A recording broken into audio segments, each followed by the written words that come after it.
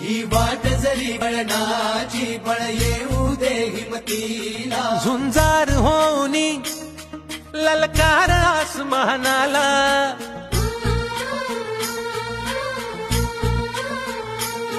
लावून कपाळी माती घ्यायचे पक्षी तिच्या पाठी हुंकार भरारीसाठी पेटू दे मनाच्या वाती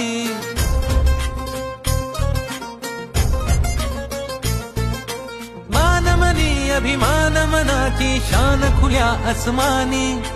शान खुल्या आसमानी हा रंग चढू दे ही झिंग चढू दे हो